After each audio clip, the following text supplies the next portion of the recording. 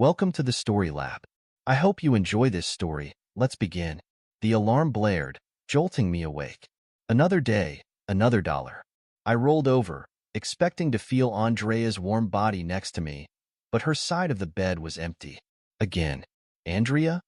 I called out, my voice still thick with sleep. No answer. I dragged myself out of bed, my feet hitting the cold hardwood floor.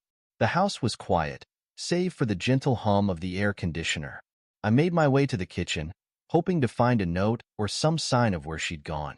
Nothing. My phone buzzed. A text from Andrea, at the gym. Be back later. I sighed, pouring myself a cup of coffee. It was becoming a pattern. Andrea disappearing early in the morning, coming back late at night. Always with an excuse. Always with that distant look in her eyes. As I sipped my coffee, I couldn't shake the feeling that something was off, but I pushed it down, focusing instead on the day ahead. I had a big presentation at work, and I couldn't afford to be distracted. Hours later, I sat at my desk, going over the final details of my presentation when my coworker, Haley, knocked on my door. Hey, Tim, you ready for the big show? She asked, leaning against the doorframe. I nodded, forcing a smile. As ready as I'll ever be. You know how these things go. Haley tilted her head, studying me. Everything okay? You seem off. I hesitated, then shook my head. It's nothing. Just some stuff at home. Trouble in paradise?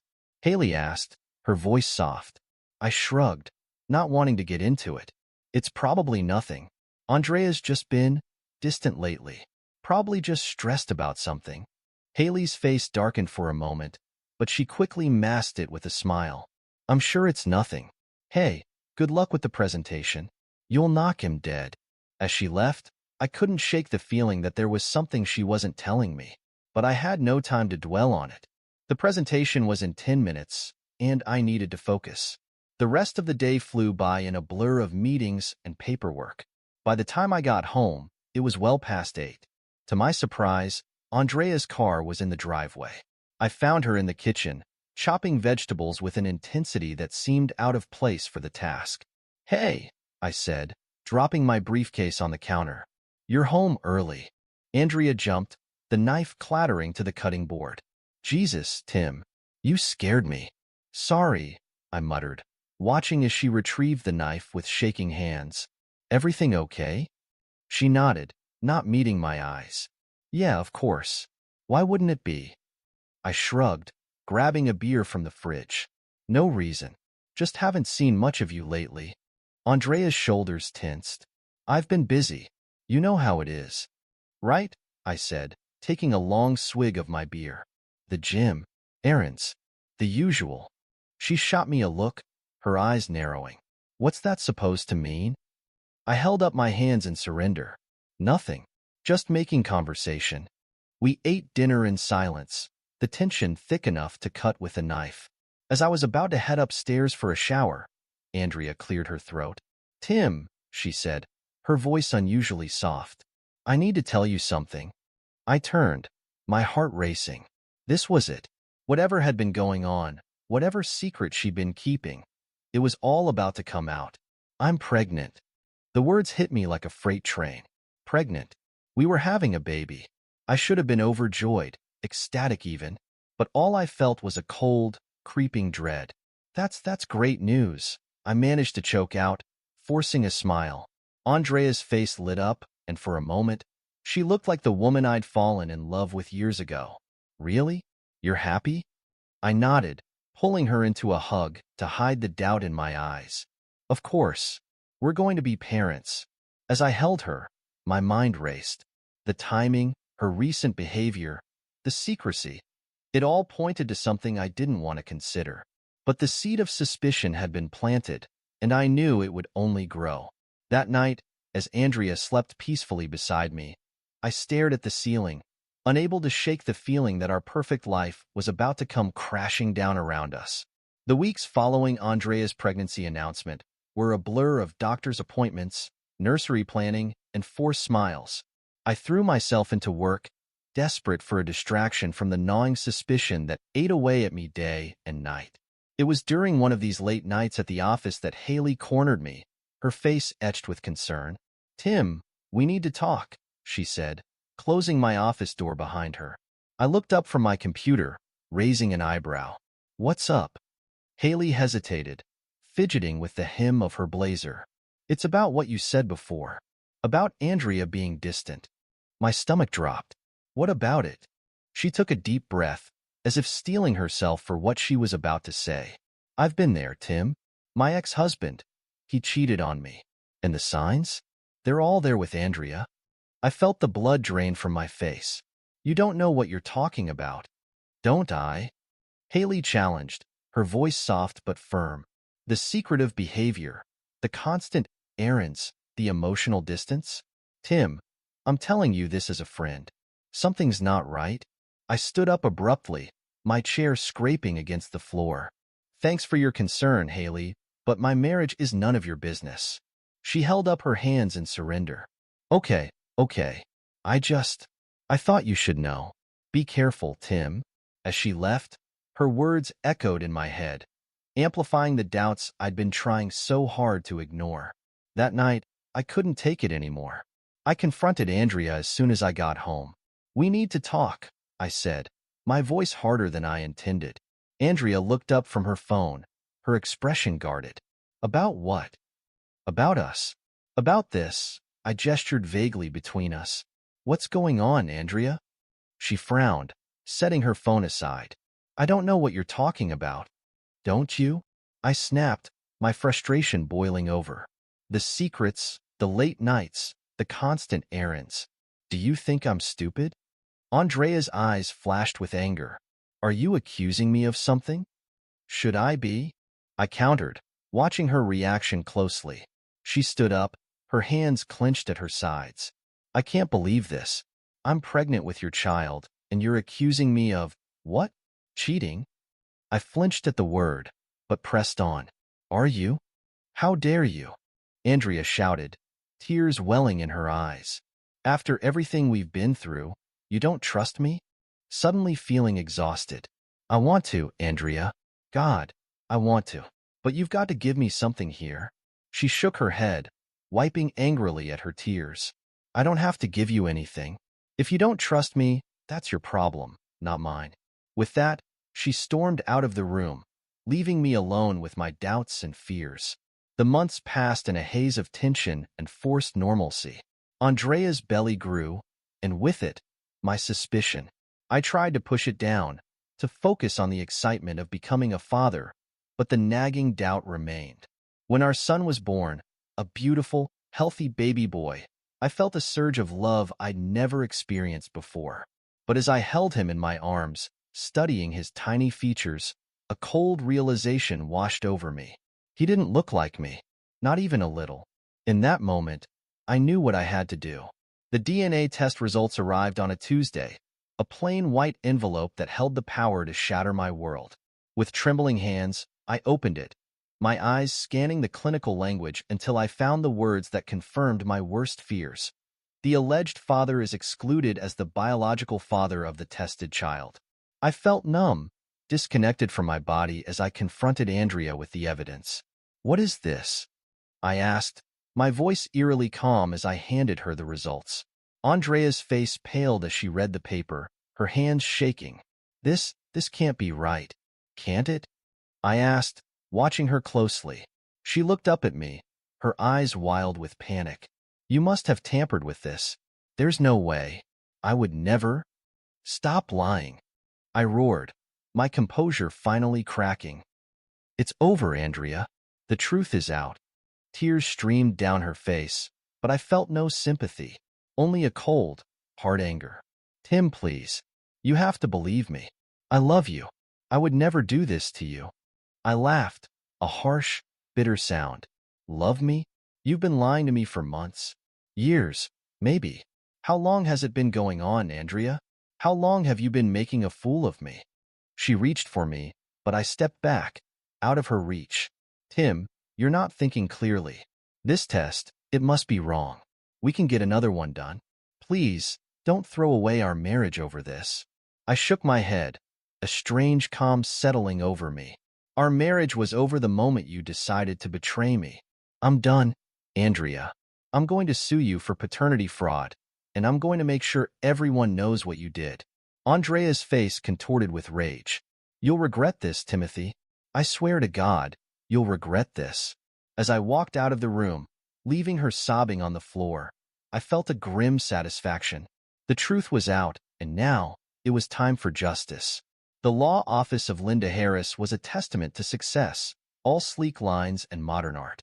I sat across from Linda, my hands clasped tightly in my lap as I laid out my case.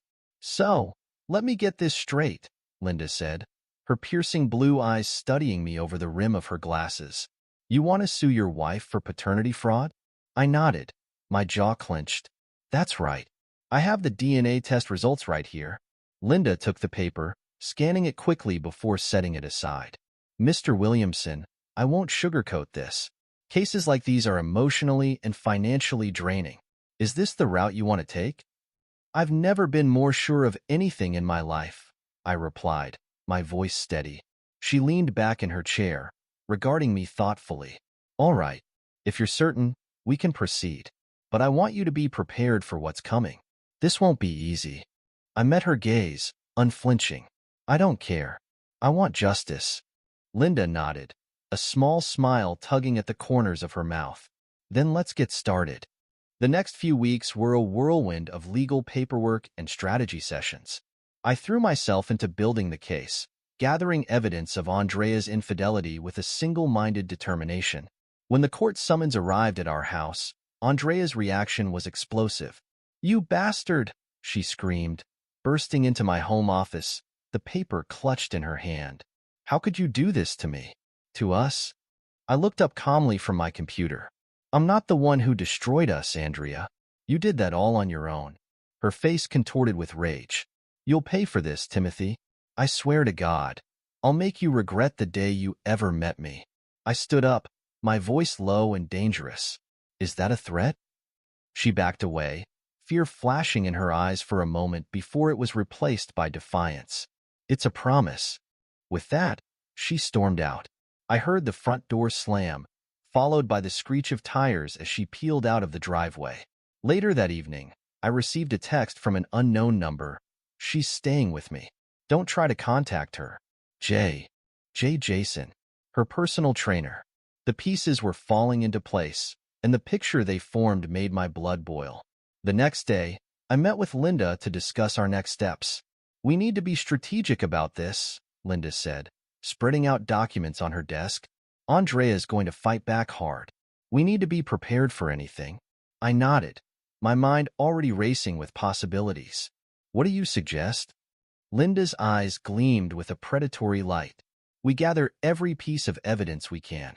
Text messages, witness statements, anything that proves her infidelity. We build a case so airtight she won't be able to wiggle out of it. As we pored over the details, a plan began to form in my mind. A plan that went beyond just winning the court case. A plan for true justice. That night, as I sat alone in the house that once held so many happy memories, I made a decision. This wouldn't just be about winning a lawsuit. This would be about making Andrea pay for every lie, every betrayal. I picked up my phone and dialed a number I hadn't used in years. Hello? A gruff voice answered. Dr. Matthews? It's Timothy Williamson. I think I need to start therapy again. There was a pause on the other end of the line. I see. And what brings you back, Timothy? I took a deep breath, steeling myself. I need to work through some things. And I need help planning something. Planning what, exactly? A cold smile spread across my face. Let's just say, a reckoning. As I hung up the phone, I felt a strange sense of calm wash over me. The storm was coming, and I was going to be the one controlling it. The rhythmic ticking of the clock on my office wall was the only sound as I sat, hunched over my desk, scribbling furiously in a notebook. My therapist, Dr. Matthews, had suggested journaling as a way to process my emotions, but I had other plans for these pages. I was mapping out Andrea's routine, noting every detail I could remember. The gym at 6 a.m. with Jason. Lunch with her friends at that pretentious cafe downtown. Her weekly book club, meetings that always seemed to run late into the night. A knock at my door startled me from my thoughts. Come in, I called, quickly flipping the notebook shut. Haley poked her head in, a concerned frown on her face. "Hey, Tim, got a minute?" I nodded, gesturing to the chair across from me. "What's up?"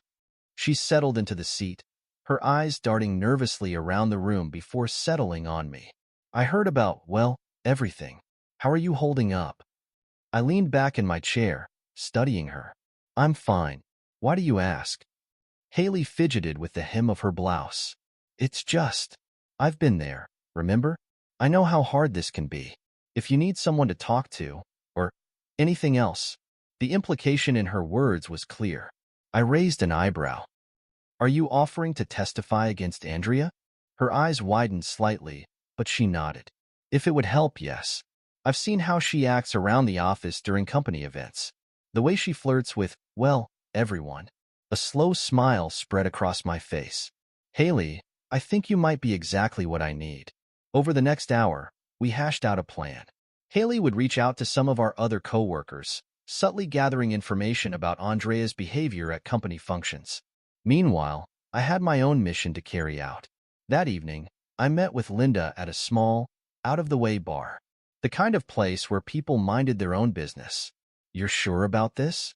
Linda asked, her voice low as she slid a small device across the table to me. I picked up the voice recorder, turning it over in my hands. "Absolutely. We need hard evidence, right?" Linda nodded, though her expression remained troubled. "Just be careful, Timothy. If you're caught—" "I won't be," I cut her off, pocketing the device. "Trust me, I know what I'm doing." As I left the bar, my phone buzzed with a text from an unknown number. "Meet me at the park. 30 minutes. Jay." My heart raced as I drove to the designated meeting spot. I found Jason waiting on a bench, his muscular frame tense as he watched me approach. "What do you want?" I asked, keeping my distance. Jason stood, towering over me. "To warn you. Back off, man. You have no idea what you're getting into." I laughed, the sound harsh in the quiet night. "Is that a threat, Jason?" "Because I don't respond well to threats." He took a step closer, his voice dropping to a menacing growl. "It's not a threat. It's a promise. You push this, and you'll regret it." I met his gaze, unflinching. "No, Jason. You and Andrea are the ones who are going to regret this. Every single day." As I walked away, I could feel his eyes boring into my back, but I didn't care. The trap was set, and soon, very soon, it would snap shut. The house was silent as I crept through the darkness, my heart pounding in my chest. Andrea was out, probably with Jason, giving me the perfect opportunity to set my plan in motion. I made my way to her closet, carefully rearranging her clothes, moving her favorite dress just slightly out of place. In her jewelry box, I switched the positions of her earrings. Small changes, barely noticeable, but enough to plant the seeds of doubt in her mind. As I worked, I couldn't help but think back to happier times. The day I proposed, right here in this very room. The way her eyes lit up when she said yes.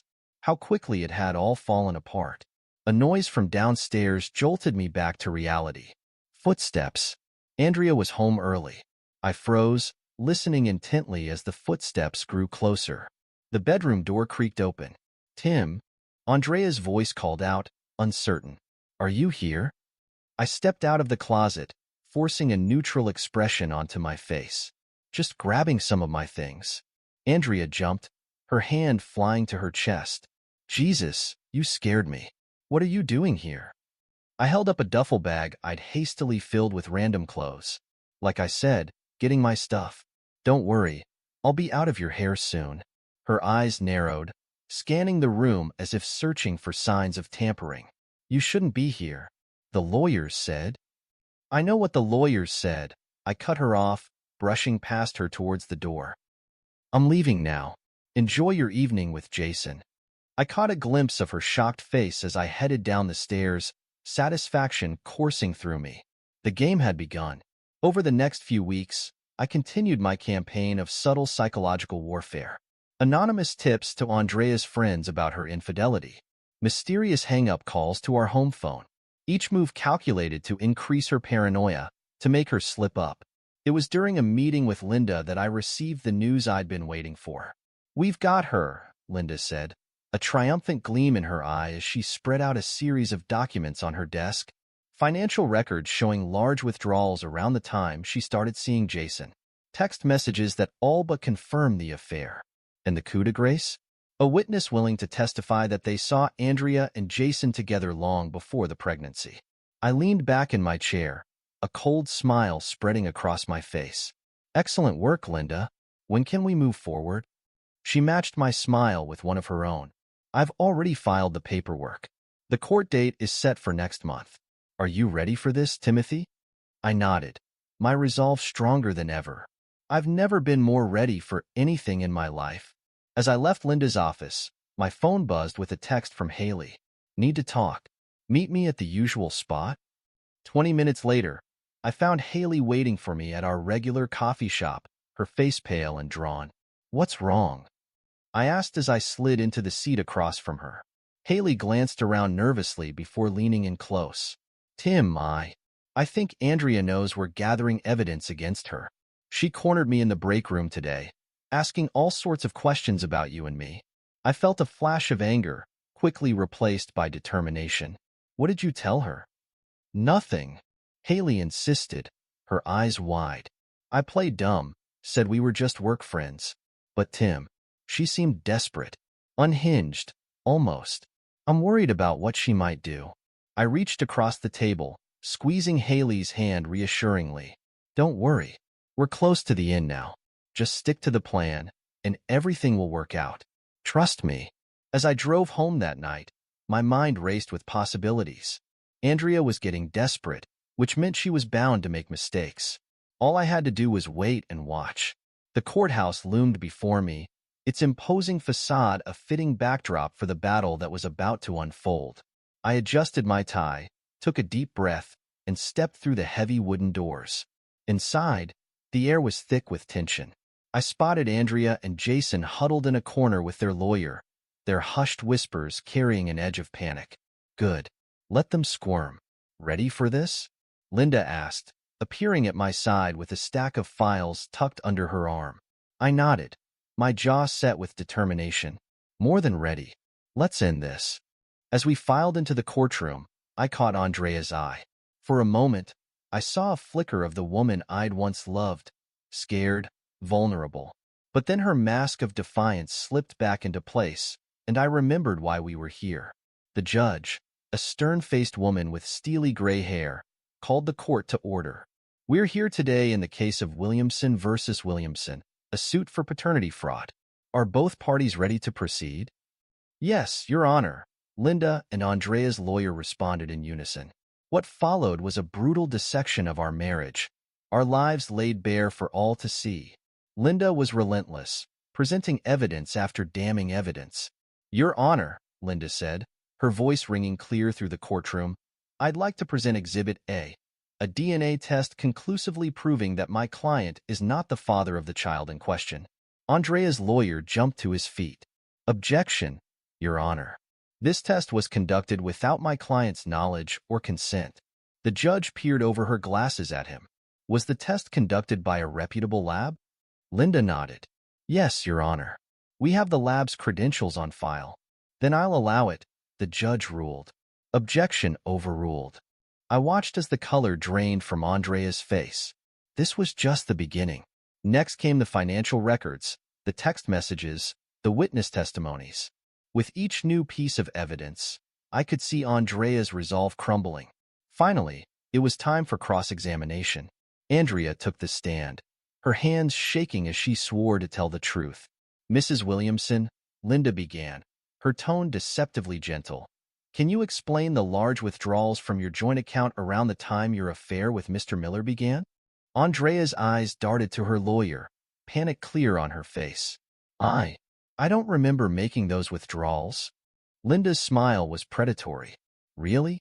Because we have bank footage showing you at the ATM on those exact dates and times." The courtroom erupted in murmurs. I caught Jason shifting uncomfortably in his seat, his face a mask of worry. "No further questions, Your Honor," Linda said, returning to her seat with a satisfied smile. The rest of the trial passed in a blur. Closing arguments were made, final pieces of evidence submitted. And then, finally, it was time for the verdict. The judge cleared her throat, her eyes scanning the courtroom before settling on me. In the case of Williamson versus Williamson, this court finds in favor of the plaintiff, Mr. Timothy Williamson. Mrs. Williamson is hereby ordered to pay damages in the amount of.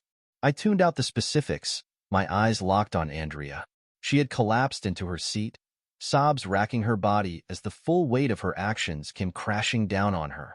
As we left the courtroom, I felt a strange mix of emotions. Triumph, yes, but also a hollow ache where my love for Andrea used to be. Congratulations, Linda said, shaking my hand firmly. Justice has been served. I nodded, watching as Andrea was led away by her lawyer. Yes, it has. But this isn't over yet. Linda raised an eyebrow. Oh, what did you have in mind?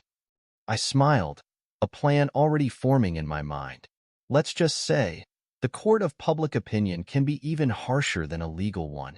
As I walked out of the courthouse, my phone buzzed with a text from Haley. Heard the news. Drinks to celebrate? I typed out a quick reply. Rain check. I've got one last piece of business to take care of. The real work, I realized, was just beginning. Andrea had lost the battle, but I was about to make sure she lost the war. The morning after the court verdict, I sat at my kitchen table, a cup of coffee growing cold beside me as I stared at my laptop screen. My finger hovered over the send button, a familiar rush of adrenaline coursing through my veins. Time to face the music, Andrea, I muttered, clicking the button with a sense of satisfaction. Within minutes, my phone started buzzing incessantly. Texts, calls, emails, all reacting to the bombshell I just dropped. The court documents, carefully redacted to protect certain identities, were now public knowledge. Andrea's infidelity, her lies, the paternity fraud. All of it laid bare for the world to see. A call from Haley came through. I answered, my voice steady despite the turmoil of emotions within me. Tim, what have you done? Haley's voice was a mix of awe and concern. What needed to be done? I replied, my tone leaving no room for argument. How's the office reacting? Haley let out a low whistle. It's chaos. Everyone's talking about it. Andrea's reputation is in tatters. Good, I said, a cold smile spreading across my face. That's exactly what I wanted. Tim, Haley hesitated, her voice dropping to a whisper. There's no coming back from it. I laughed, the sound harsh even to my own ears. Coming back? Haley, I don't want to come back. I want Andrea to feel every bit of pain and humiliation she put me through. There was a long pause on the other end of the line. Okay, Tim, just be careful, all right? I ended the call, my resolve stronger than ever. This was just the beginning. Over the next few days, I watched from afar as Andrea's life crumbled around her. Her social media accounts went dark after a barrage of angry comments. Friends she'd known for years now crossed the street to avoid her. The gym where she'd met Jason publicly revoked her membership. It was during this time that I received an unexpected visitor. The doorbell rang one evening, and I opened it to find Jason standing on my porch, looking decidedly worse for wear. What do you want? I asked, my voice cold, his eyes darting nervously. Look, man, I need to talk to you. I considered slamming the door in his face, but curiosity got the better of me. Talk. I'm done with Andrea, Jason blurted out, the words tumbling from his mouth. This whole thing, it's too much. I can't deal with it anymore. I leaned against the doorframe, studying him. And you're telling me this because? Jason swallowed hard. I don't know, man. I thought you should know. She's been calling me nonstop, showing up at my place. She's losing it. A surge of satisfaction coursed through me. That sounds like a you problem, Jason. Or should I say, was a you problem, since you're done with her and all. Yeah, Jason nodded, looking relieved. Yeah, I am. I wanted to apologize, I guess, for everything. I stared at him for a long moment, letting him squirm under my gaze. Apology not accepted. Now get off my property before I call the cops. As I shut the door on Jason's stunned face, I felt a weight lift from my shoulders. Andrea was truly alone now, isolated and desperate, just as I had been when I discovered her betrayal. The next morning, I received a flurry of texts from Andrea. Tim, please. We need to talk. I'm sorry. For everything. Can we meet? I've lost everything. You've won. What more do you want? I read each message with a detached interest, feeling nothing but a cold satisfaction. I typed out a single reply. I want nothing from you, Andrea. Not anymore. As I blocked her number, I realized that this chapter of my life was finally coming to a close. Andrea's downfall was complete, and I was ready to move on. The office was abuzz with whispers as I walked in, heads turning to watch my progress towards my desk. I ignored them all, focusing on the tasks ahead. The scandal had died down somewhat, but its effects still lingered in the air like a heavy perfume. Haley approached my desk, a tentative smile on her face. Hey, Tim, how are you holding up? I looked up from my computer, offering her a small nod. I'm fine, Haley. Just focusing on work. She perched on the edge of my desk, lowering her voice. Listen, a bunch of us are going out for drinks after work. To celebrate your victory, I guess. Want to join? I considered for a moment, then shook my head. Thanks, but I've got an appointment. Haley's eyebrows shot up. An appointment? With who? My therapist, I replied, surprising myself with my honesty. I've been seeing him regularly since everything. Haley's expression softened. That's great, Tim. Really. I'm glad you're taking care of yourself. As she walked away, I felt a twinge of something I hadn't experienced in a long time. Hope. Later that evening, I sat across from Dr. Matthews, the familiar surroundings of his office providing a sense of comfort I hadn't realized I needed. So, Timothy, Dr. Matthews began, his pen poised over his notepad. How are you feeling now that the dust has settled? I took a deep breath, considering the question. Honestly, I'm not sure. Part of me feels vindicated. But another part, go on, Dr. Matthews encouraged when I trailed off. Another part of me feels empty, I admitted. Like I've been so focused on getting revenge that I forgot to think about what comes after. Dr. Matthews nodded, jotting something down. That's not uncommon in these situations. You've achieved your goal. Now you need to find a new one. But what? I asked, frustration creeping into my voice. My whole life for the past year has been about this. Perhaps, Dr. Matthews suggested gently, it's time to focus on rebuilding. Not just your life, but your ability to trust, to connect with others. I snorted, shaking my head. Trust? After what Andrea did? Yes, trust, Dr. Matthews insisted. Not everyone is Andrea, Timothy. There are good people out there, people who won't betray you. But you need to be open to the possibility. As I left the session, Dr. Matthews' words echoed in my mind. Could I really trust again? Did I even want to? The answer came sooner than I expected. As I walked through the park near my house, lost in thought, I quite literally ran into someone. Oh, I'm so sorry, a female voice exclaimed as books scattered across the path. I knelt to help gather the fallen tomes, looking up to find myself face to face with a woman about my age, her green eyes wide with embarrassment. No, it was my fault, I said, handing her the last book. I wasn't watching where I was going, she smiled, tucking a strand of auburn hair behind her ear. Well, let's call it a draw then. I'm Rachel, by the way. Rachel Bennett. Timothy, I replied, surprised to find myself smiling back. Timothy Williamson. Rachel's eyes widened slightly. Timothy Williamson? The one from the news? I felt my smile falter, preparing for the usual barrage of questions or judgment. But Rachel surprised me. I'm so sorry for what you went through, she said softly. That must have been incredibly difficult. Something in her tone, the genuine empathy in her eyes, made me pause. It was, I admitted, but I'm working through it. Rachel nodded, her smile returning. That's good to hear. Say, I was just heading to grab a coffee. Would you like to join me? Unless you're busy, of course. I hesitated for a moment, Dr. Matthews' words about trust ringing in my ears. Then, to my own surprise, I nodded. You know what? I'd like that. As we walked towards the nearby cafe, chatting easily about books and the unseasonably warm weather, I felt something I hadn't experienced in a long time, a sense of possibility. Maybe, just maybe, this could be the start of something new. Months passed, and life settled into a new rhythm. Work became more than just a distraction. I threw myself into new projects with renewed vigor, earning a promotion that took me by surprise. "Congratulations, Tim," Haley exclaimed, popping her head into my new office.